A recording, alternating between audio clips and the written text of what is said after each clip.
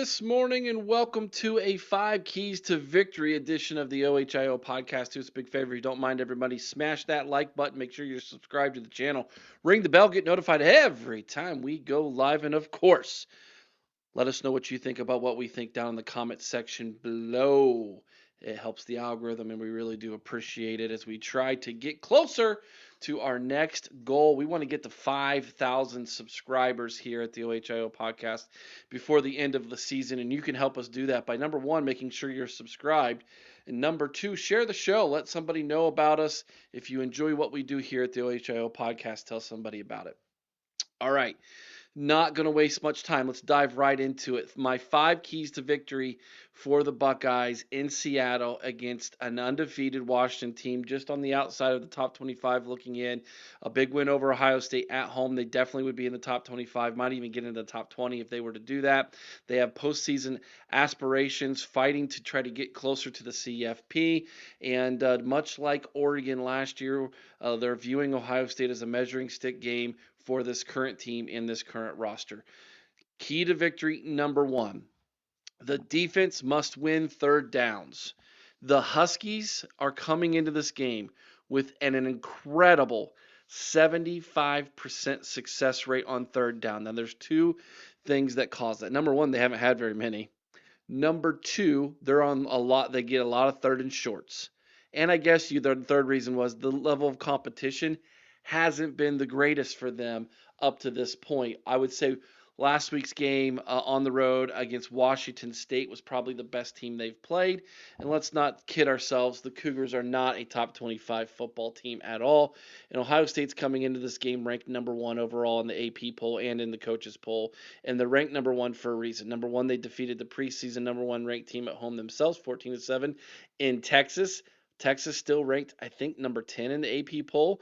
I don't think they're a college football playoff team based off of what I've seen, and I don't think their quarterback, a la the next Manning, and it is very good at all. Arch is not going to be the number one overall draft pick in this year's draft. I can tell you that much right now. He's not. In fact, Demond Williams, the quarterback that we're going to play in Washington, better than Arch. Throws the ball better, runs the ball better. He's dynamic. He's the second leading rusher on this team through 3 games, and he can throw the football too. He's been pretty accurate. He's over 70% on his passes. Again, they've not played a defense like Ohio State, which is why this is the number one key to victory. Ohio State must win the third downs. They got to get off the field on third down. Force Washington to punt the football. Washington wants this to be a high scoring affair. The higher this game score is, the better it leans to their advantage to win this game. Ohio State's going to kind of look at this like, hey, we're comfortable if it's a 1-score win. We're comfortable if we only beat you by 2. We're comfortable if we blow your doors off. But here's the thing. Our defense wants to make sure that you don't have the football in your hands. And so they're going to want to try to take it away from you as much as possible, especially on third down. I'll circle back to this later on. Let's go to key number 2, shall we? The second key to victory, they need to handle the noise on offense. Silent count success. So, or SCS, it's silent count success. I've heard some coaches talk about that. Making sure you're not penalized when you go to the silent count, looking at the offensive line. This is a big offensive line game for the offense from Ohio State. Now, Washington defensively, not their strength here, okay? Teams have been able to move the football on them. Their fans know that defensively they're kind of a weakness. Again, like I said in key number 1, Washington wants to make this a shootout because they know defensively. Now, they'll take the ball away. They've caused some turnovers. They have done that, but they have not stopped too many people. So they're going to rely on this home crowd advantage, this crowd to get super loud in a stadium that can get super loud based off of how it's built. And they're going to rely on that for the defense. And Ohio State needs to make sure they keep Julian upright. He stays calm, and that means the offensive line needs to dominate the line of scrimmage and don't have unforced errors, don't have penalties, silent count success. Key number 3, get an early lead. Such a big part of Washington's success in this football game is going to be getting that crowd frothy, getting it loud, getting that crowd behind them, staying in that game, getting a lead if they can.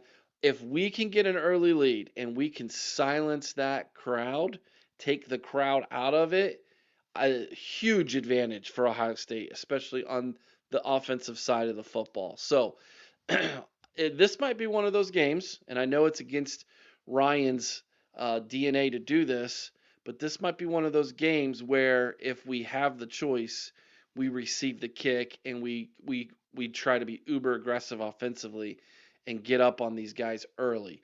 Let's jump out to a 7-0 lead, get the ball back. Let's extend that to 2 scores. If we can get this crowd out of the game early, huge advantage for the Buckeyes. Key number 4 to victory for the Buckeyes: win the turnover battle. So we've turned the ball over. We turned the ball over a couple times against Ohio. Not good. Um, and defensively, we've only caused 3 turnovers through 3 games. Washington has caused 1.5, I think, through 3 games. So that's 5, or yeah, 5. Yeah, I think they've had 5 turnovers through 3 games. They take care of the football on offense, and they're causing turnovers on defense. We cannot give Washington opportunities more opportunities than they need. Is how I want to word that. They're good enough offensively that we don't need to be giving them good field position, turning the football over, God forbid, giving up a defensive score or a special team score. We need to take care of the football. And defensively, let's create some offense for ourselves through the defense by getting some turnovers in this football game. A pick 6 would be nice, or a scoop and score. But hey, just get the ball back, and if you can create a turnover, that would be fantastic as well. And number 5, and this is important based off of how I think this game's going to go, we need to finish strong. I think in this football game, the longer Washington hangs around, the bigger the advantage is for the Huskies. I think they have a special teams advantage here. They have a pretty good kicker who's kicking in his home stadium. So we want to make sure we finish strong, get up by 2 scores.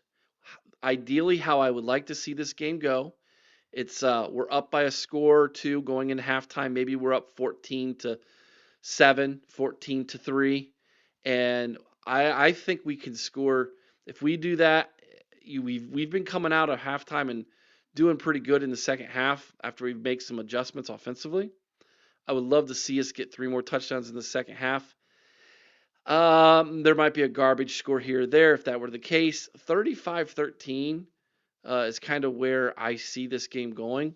If we win 35-13, that's got to be considered a really good win for the Buckeyes, which means we pulled away in the end of this game. So finish strong.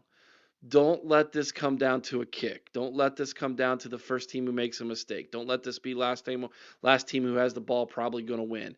You don't want to do that against a team like the Huskies. You cannot give them faith. You cannot give them hope in a game like this. Take advantage of it by getting out to an early lead, controlling the momentum, slowing the game down, if you will, or I guess speeding it up, if you will, if you have the ball and you're sucking the clock away, limiting the offensive possessions that they have, making sure you get off the field on 3rd down, and then at the end of the game, when you have the opportunity to put them away, be aggressive, put that team away, finish strong. Championship teams know how to finish. If Ohio State's going to repeat, they need to learn how to finish against a good opponent. This might be a great opportunity to do exactly that. All right, guys, your verse of the day for you on this Friday is from 1 Peter chapter 4, verse 8.